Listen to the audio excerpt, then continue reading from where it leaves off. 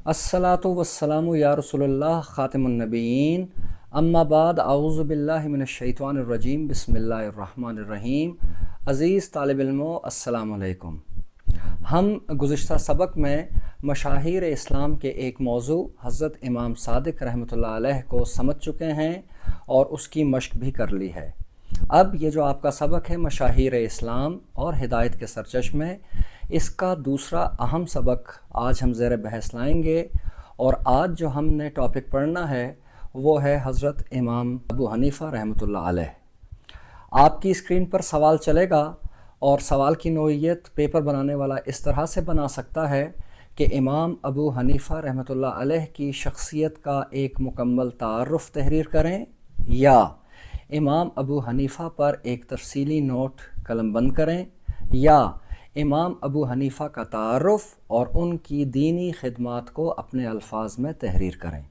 तो चलें, वक्त को ज़ाया किए बग़ैर हम अपने टॉपिक की तरफ बढ़ते हैं। और जब सवाल आएगा और आप इसका जवाब लिखेंगे तो आप हेडिंग डालेंगे सबसे पहले इमाम अबू हनीफ़ा का तारुफ़। तो बच्चों, मैं मुख्तसर छोटे छोटे जुमले आपको बता रहा हूँ, आपने इसी तरह से उनको जहन में रखते हुए लिखना है। इमाम अबू हनीफ़ा के तारुफ़ में जो आप लिखेंगे, इमाम अबू हनीफ़ा का पूरा नाम नौमान बिन साबित, आपकी कुनियत अबू हनीफ़ा और आपका लक़ब इमाम आज़म था। यहाँ पर बच्चों मैंने एक लफ्ज़ इस्तेमाल किया, कुनियत। कुनियत उस नाम को कहते हैं जो औलाद की निस्बत से दिया जाता है। तो आपकी जो कुनियत थी वो अबू हनीफ़ा यानी हनीफ़ा के अब्बू। किताबों के मुताबिक आपकी वलादत 80 हिजरी में इराक़ के शहर कूफा में हुई। आपका शुमार ताबईन में होता है और ताबईन उन हज़रात को कहते हैं जिन्होंने अपनी ज़िंदगी में ईमान की हालत में किसी सहाबी रसूल सल्लल्लाहु अलैहि वसल्लम से मुलाकात की हो, उन्हें देखा हो। बच्चों, ये तो एक छोटा सा इमाम साहब का तारुफ़ था। अब जो आप अगला पैराग्राफ लिखेंगे उसमें हमने इमाम अबू हनीफ़ा की जो दीनी खिदमात हैं उनको बयान करना है, वो भी हम एक पैराग्राफ की शक्ल में करेंगे। तो आप दूसरी हेडिंग डालेंगे इमाम अबू हनीफ़ा की दीनी खिदमात। तो उसके लिए जो आप कुछ सतूर लिखेंगे वो नोट कर लें, जहन में रखिए कि इमाम आज़म का अज़ीमुश्शान इल्मी कारनामा फ़िक़्ह इस्लामिया की दस्तूरी तश्कील व तदवीन है। और इस सिलसिले में इमाम साहब ने एक इदारा बनाया था और उस इदारे में तकरीबन 30 बरसों तक, 30 सालों तक मुख्तलिफ़ जो फ़िक़ही मसाइल थे उन्हें ज़ेर बहस लाया जाता था। और आप अपनी टीम के साथ मिलकर एक राय कायम करते थे और कुरान और सुन्नत से उन सवालों के और उन फ़िक़ही मसाइल का हल तलाश करते थे। और इस तरह से 30 बरस तक आपने एक लंबी फ़हरिस्त आपकी कि मुख्तलिफ़ मामलात पर आपने फ़तवे दिए। और तारीख़ के मुताबिक आपके जो फ़तावा की तादाद है वो 5 लाख से लेकर 12 लाख तक बयान की जाती है। फ़िक़ही मसाइल की तदवीन के लिए आप अकेले नहीं थे, बल्कि आपके इदारे में उस ज़माने के चोटी के आलिम आपका साथ देते थे और उनकी तादाद 40 बताई जाती है। जब भी कोई मसला ज़ेर गौर आता, कोई फ़िक़ही मसला दरपेश होता, आप तमाम लोगों के ज़िम्मे ये काम लगा देते कि वो इस पर तहकीक करें और कुरान और सुन्नत से इसका जवाब तलाश करें। और इस तरह से उस मसले को एक अच्छे तरीके से उसका जवाब तलाश कर लिया जाता। फ़िक़ही मसाइल के जवाबात तलाश करने में इमाम साहब अपनी भी राय को इख्तियार किया करते थे और इस वजह से आपकी तक़लीद करने वाले लोगों को अहलुल राय का भी नाम दिया जाता है। बेटा, अब तीसरी हेडिंग की तरफ आप आएंगे और उसमें आप हज़रत इमाम अबू हनीफ़ा के फ़ज़ाइल या उनका जो मुकाम व मर्तबा है उसके बारे में हम चंद एक लाइनों में तहरीर करेंगे। तो उसमें आप जहन में रखें कि आपके वालिद साबित की हज़रत अली करमल्लाहु वजह से एक मरतबा मुलाकात हुई और हज़रत अली ने आपकी औलाद के लिए آپ کی اولاد میں برکت کے لیے، آپ کے گھر میں برکت کے لیے دعا فرمائی تھی۔ یہ بہت بڑا مقام ہے جو جناب نعمان بن ثابت کو حاصل ہوا۔ اپنے وقت کے بہت بڑے امام شافعی کا ایک قول ہے، وہ فرماتے ہیں کہ تمام دنیا کے لوگ فقہ کے علم میں امام ابو حنیفہ کے محتاج ہیں۔ بچوں، امام ابو حنیفہ رحمۃ اللہ علیہ بہت زیادہ متقی اور پرہیزگار انسان تھے۔ آپ کے تقوی اور خدا خوفی کا یہ عالم تھا کہ آپ کے بارے میں کہا جاتا ہے کہ آپ نے 40 سال تک عشاء کے وضو سے فجر کی نماز پڑھی۔ آپ نے اپنی زندگی میں 55 حج کیے۔ آپ کا معمول تھا کہ رمضان المبارک میں بہت زیادہ قرآن مجید کی تلاوت فرماتے اور 60 قرآن ختم کیا کرتے تھے۔ رات بھر آپ نمازیں پڑھتے، نوافل ادا کرتے، اللہ کو یاد کرتے اور سجدوں میں اتنا روتے کہ آپ کے رونے کی آواز ہمسایوں کو بھی جاتی تھی۔ امام ابو حنیفہ رحمۃ اللہ علیہ جہاں درس و تدریس میں مصروف رہے، وہاں ساتھ آپ تجارت بھی کیا کرتے تھے اور آپ اپنے ہاتھ سے کمانے کو افضل کام قرار دیا کرتے تھے۔ امام ابو حنیفہ کے مسلک کو فقہ حنفیہ کے نام سے جانا جاتا ہے اور عالم اسلام کے 2/3 مسلمانوں کا یہی فقہ ہے۔ لوگ اسی کی پیروی کرتے ہیں اور دنیا میں کوئی ملک شاید ایسا نہیں ہے جہاں فقہ حنفیہ کو فالو کرنے والے لوگ موجود نہ ہوں۔ پاکستان، ہندوستان، بنگلہ دیش، Japan, Afghanistan, Tajikistan, Kazakhstan, Iraq, Turkmenistan, لبنان، اردن، مصر، غرض دنیا کے ہر کونے میں فقہ حنفیہ کو فالو کرنے والے لوگ موجود ہیں۔ آپ کا دور عباسی خلیفہ منصور کا دور تھا۔ منصور آپ کو قاضی القضاء یعنی چیف جسٹس کے عہدے پر تعینات کرنا چاہتا تھا، لیکن آپ نے اسے انکار کر دیا۔ اس کی بنیادی وجہ یہ ہے کہ آپ خلیفہ منصور کی خلافت کو شرعی اعتبار سے درست نہیں مانتے تھے۔ اس جرم کی پاداش میں خلیفہ نے آپ کو جیل میں ڈال دیا اور اس سے آپ کی مقبولیت میں اضافہ ہوا۔ خلیفہ اس بات سے مزید گھبرا گیا اور اس نے دھوکے سے کھانے میں آپ کو زہر ملا کے دے دیا۔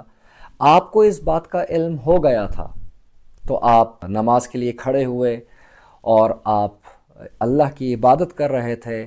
آپ حالت سجدے میں تھے کہ آپ کی روح پرواز کر گئی اور آپ اس فانی دنیا سے ہمیشہ ہمیشہ کے لیے کوچ کر گئے۔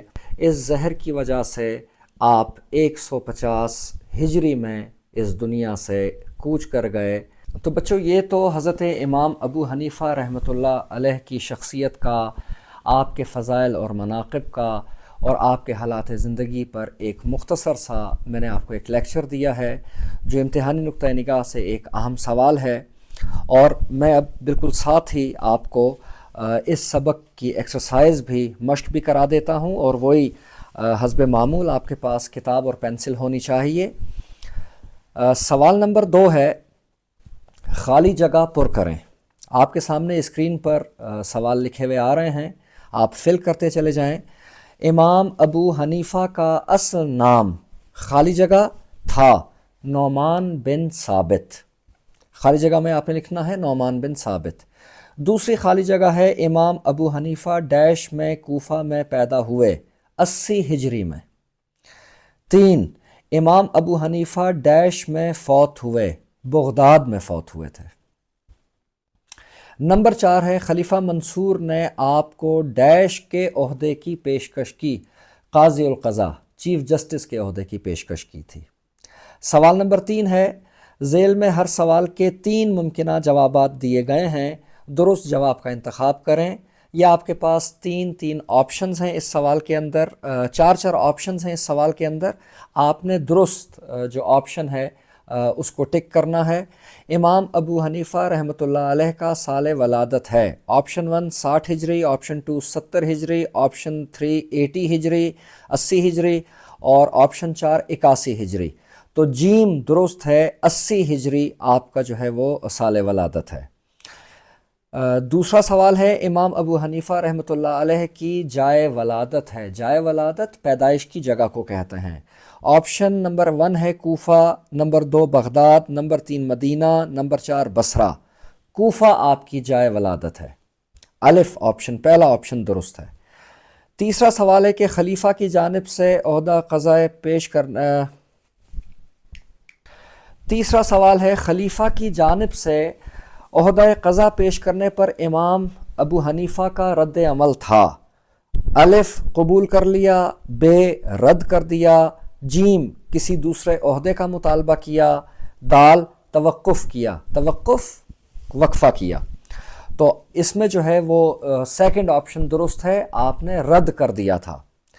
اگلا سوال ہے کہ امام ابو حنیفہ رحمۃ اللہ علیہ نے وفات پائی دمشق میں، نمبر 2 مدینہ میں، نمبر 3 بغداد میں، نمبر 4 مکہ مکرمہ میں. بغداد میں وفات پائی تھی آپ نے. اب جو ہے وہ اسی سوال کا آخری پارٹ ہے کہ خلیفہ منصور نے آپ کے انکار پر آپ کو کیا سزا دی یا کون سی سزا دی. آپشن نمبر 1 قید میں ڈال دیا، آپشن نمبر 2 جلا وطن کر دیا، نمبر 3 قتل کر دیا، نمبر 4 نظر انداز کر دیا. تو آپشن نمبر 1 قید میں ڈال دیا تھا آپ کو. آخری سوال ہے کہ درج ذیل جملوں میں کس بات کا اشارہ ملتا ہے. 150 ہجری بمطابق 767 عیسوی میں بحالت قید بغداد میں وفات پائی. اس جملے میں امام ابو حنیفہ کی وفات کے متعلق بیان کیا جا رہا ہے. نمبر 2 حاکم وقت نے امام ابو حنیفہ کو قاضی کے عہدے کی پیشکش کی. اس جملے میں عباسی خلیفہ منصور کا ذکر کیا جا رہا ہے. جملہ 3 ہے آپ رحمۃ اللہ علیہ کے والد کا نام ثابت تھا اور آپ کوفہ میں پیدا ہوئے. اس جملے میں امام ابو حنیفہ کا ذکر کیا جا رہا ہے. نمبر 4 ہے آپ رحمۃ اللہ علیہ کا شمار تابعین میں ہوتا ہے اور لقب امام اعظم ہے. اس جملے میں امام ابو حنیفہ کا تذکرہ کیا جا رہا ہے. آخری سوال ہے آپ رحمۃ اللہ علیہ کی ولادت 80 ہجری میں عراق کے شہر کوفہ میں ہوئی. اس جملے میں بھی حضرت امام ابو حنیفہ کے متعلق اشارہ ملتا ہے. تو بچوں یہ چھوٹا سا آپ کا سبق تھا جو اللہ کی مہربانی سے ہم نے اسے جو ہے وہ مکمل کر لیا، اور مجھے امید ہے کہ آپ یہ لیکچرز آپ کو مدد دے رہے ہوں گے. اور میں بار بار آپ سے کہتا ہوں کہ جتنا میں آپ کو سمجھا رہا ہوں، جتنی ہیڈنگز بنا کر میں آپ کو دے رہا ہوں، جتنی معلومات دے رہا ہوں پیپر میں اتنی ہی لکھنا، اور غیر ضروری مواد لکھنے سے گریز کرنا. اور جانے سے پہلے آپ سے پھر وہی ریکویسٹ کہ چینل کو سبسکرائب کریں. اگر میرا کام، میری ویڈیوز آپ کو اچھی لگ رہی ہیں اور آپ سمجھتے ہیں کہ اس سے آپ کچھ لرن کر رہے ہیں، کچھ سیکھ رہے ہیں، تو ویڈیوز کو لائک بھی کریں اور شیئر بھی کریں اور اپنے دوستوں تک پہنچائیں تاکہ زیادہ سے زیادہ دوست، زیادہ سے زیادہ بچے صوبہ بلوچستان کے مستفید ہوں اور امتحانات میں اچھے نمبر حاصل کر سکیں. تو بچوں آج کے لیے کافی ہوا. اللہ تعالیٰ آپ کو سلامت رکھے، اپنا خیال رکھیں. انشاءاللہ اگلے سوال کے ساتھ جلد آپ سے ملاقات ہوگی. السلام علیکم ورحمۃ اللہ وبرکاتہ.